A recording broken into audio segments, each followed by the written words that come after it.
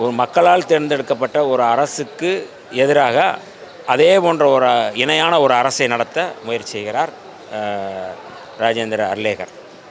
இது புரட்சியாளர் அம்பேத்கர் யாத்து கொடுத்த அரசியலமைப்பு சட்டத்துக்கு எதிரானது. மக்களால் தேர்ந்தெடுக்கப்பட்ட அந்த அமைச்சரவையை, அந்த மாண்புமிகு முதல்வர் அவர்களை முதலில் மதிக்க கற்றுக்கொள்ள வேண்டும் அர்லேகர் அவர்கள். ஆனால் அவர் அரசியலமைப்பு சட்டத்துக்கு எதிராக செயல்பட இணை அரசு நடத்த முயற்சி செய்கிறார்கள். என்னிடம் மனு கொடுங்கள் என்று கேட்கிறார். இதெல்லாம் ஒரு அரசியலமைப்பு சட்டத்தை நன்கு கற்றறிந்தவர்கள் அல்லது இந்திய அரசியலமைப்பு சட்டத்தினுடைய மாண்பை பாதுகாக்கக்கூடியவருடைய செயலா அப்படிங்கிறத நான் கேள்வி எழுப்புகிறேன். ஆகவே அவருடைய முயற்சி என்பது மக்கள் ஏற்றுக்கொள்ள மாட்டார்கள். தமிழ்நாட்டை பொறுத்தளவு தமிழ்நாடு தான் முதலாக ஆட்டுக்கு தாடி தேவையில்லை, நாட்டுக்கு ஆளுநர் தேவையில்லை என்று முழங்கிய நாடு தமிழ்நாடு.